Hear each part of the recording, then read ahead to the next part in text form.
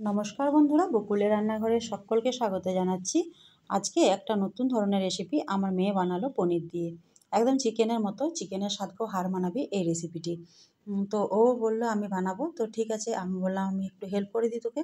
তো আমি শুধু হেল্প বলতে পনিরগুলো কেটে দিয়েছিলাম আর একটুখানি মশলা বেটে দিয়েছিলাম।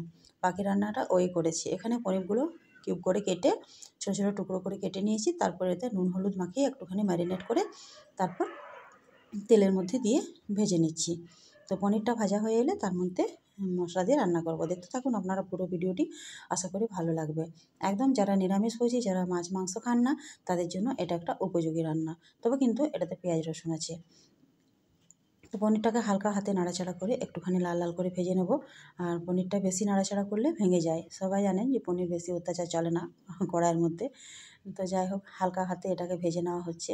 আর একটু লাল করে না ভাজলেও সেটাকে কিন্তু মানে কাঁচা ভাব থেকে যায়। এই যে দেখুন আমার মেয়ে রান্না করছে। তো পনিরগুলো আমি ভেজে ও উঠিয়ে নিল, মেয়ে উঠিয়ে নিল। তারপরে গরম মশলা ফোড়ন দিল এটার মধ্যে। তেজপাতা আর গোটা গরম মশলা ছিল, দারচিনি লবঙ্গ এলাচ। তো গরম মশলাটা একটু ভাজা হয়ে এলে তার মধ্যে দিয়ে দিল কেটে রাখা পেঁয়াজ। যেহেতু আমার 150 গ্রাম মতো পনির ছিল, আর এখানে দিয়ে দেওয়া হলো একটা বড় সাইজের পেঁয়াজ। বেশ ছোটো ছোটো করে কুচি করে আমিই করে দিয়েছিলাম, অত কাটতে পারে না। ওর আজকে হঠাৎই শখ হলো যে আমি চিকেন স্টাইল পনির বানাবো। ও মাছ মাংস খায় না। তো ওর রান্নাটা যদি এভাবে বুঝে শুনে ও করে নেয়, তো আমিও একটু মুক্তি পাই, মানে কি ওর পছন্দ মতো করে নিলে। তো যাই হোক, আমি সব কিছু জোগাড়যন্ত্র করে দিয়ে ও রান্নাটা যেহেতু ও করে নিল, আমার বেশ আনন্দই লাগছিল। এখানে ছিল মশলার মধ্যে কয়েকটা কাজু, একটা টমেটো, সামান্য জিরে, মানে হাফ চামচেরও কম, দুটো শুকনো লঙ্কা, আদা এক টুকরো, আর ছিল 4-5 কোয়া রসুন। ব্যাস একদম সাদামাটা মশলা একটুখানি রেডি করেছি। কাজুটা দিয়েছিলাম। কাজুটা দিলে পনিরটা টেস্টটা খেতে ভালো হয়। তো পেঁয়াজটা যখন লাল হয়ে ভাজা হয়ে আসবে, তো তার মধ্যে দিয়ে দেওয়া হচ্ছে বেটে রাখা মশলা। যেহেতু নতুন, রান্নাবান্না কম করে, তাই একটু অসুবিধা হচ্ছে চারিদিক থেকে হাতগুলো ঘোরাতে, কেমনভাবে কে দিতে হয়। যেহেতু আমি সামনে আছি, তো ডাইরেকশনটা আমি দিয়ে দিচ্ছি, এভাবে কর ওভাবে কর। তা আপনারা কিন্তু আমাকে জানাবেন যে মেয়ে আমার কেমন রান্না করেছে, তাহলে ও একটু উৎসাহিত পাবে, আমিও উৎসাহিত পাবো।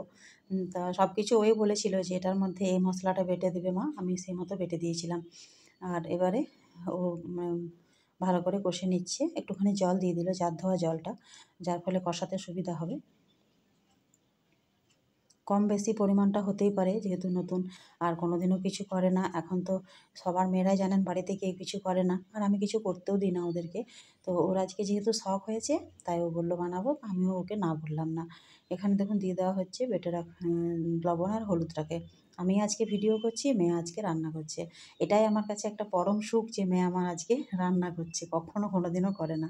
শুধু যদি টিফিন বানাবার হয় কিছু ব্রেড দিয়ে, তখনই হয়তো ও বানিয়ে খায়।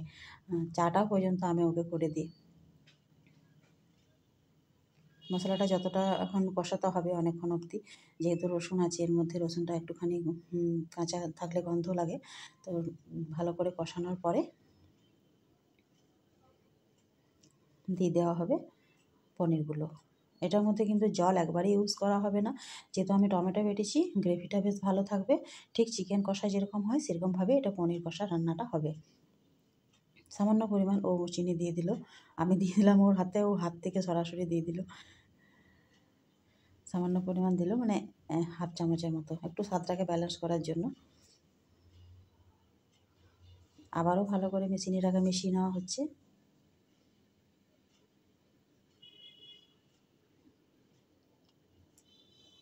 আশা করি রান্নাটি ভালোই হবে, ও যেভাবে শুরু করেছে। আর এখানে দিয়ে দেওয়া হচ্ছে চিকেন মশলা।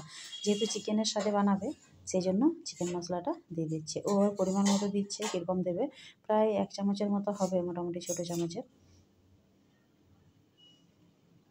তো চিকেন মশলাটা দিয়ে দিল। আর আজকে বায়না ধরেছে কি ও নিজেই ফ্রায়েড রাইস বানাবে। দেখা যাক কতটা কী হয়। যদি সিম্পলভাবে ও ফ্রায়েড রাইসটা বানায়, তো আমি কালকে শেয়ার করে দেবো। আজকে এটা সন্ধ্যেবেলাতেই বানালো, তো আমি সন্ধ্যেতেই ভিডিওটা দিয়ে দিচ্ছি। ভালো করে কষানো প্রায় কমপ্লিট, একটুখানি আর বাকি আছে। 2 চামচের মতো টমেটো সস দিল। 2 টমেটোর মতো টমেটো সস দিলে বলছে মা রান্নাটা ভালো হয় পনিরের মধ্যে টমেটো সস দিলে।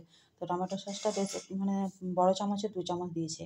তারপর দিয়ে দেওয়া হলো কেটে রাখা পনিরটা। মানে ভেজে রাখা পনিরটা, সরি কেটে রাখা নয়, ভেজে রাখা।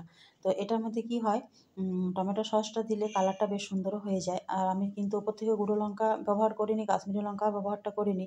ও বলল লাগবে না, গোটা গরম মশলা দিয়েছিলাম, আর এমনিতে আর ওপর থেকে কোনো গরম মশলাও আমি দিইনি। তো রান্নাবান্না প্রায় দেখুন এখানে মানে পনিরটাকে দিয়ে কষানো হয়ে গেছে, আর বেশি কিছু ফোটানোর নেই, অনেকক্ষণ অবধি মশলাটাকে ও কষে নিয়েছে। তো পনির রান্নাটা প্রায় হয়ে গেছে, এবার এটাকে নামিয়ে দেওয়া হবে। আর ফ্রায়েড রাইসের সঙ্গে বা পোলাওয়ের সঙ্গে বা রুটি, লুচি, পরোটা সবের সঙ্গে কিন্তু এটা খেতে ভালো লাগবে। তো আজকের ভিডিও আপাতত এই পর্যন্তই।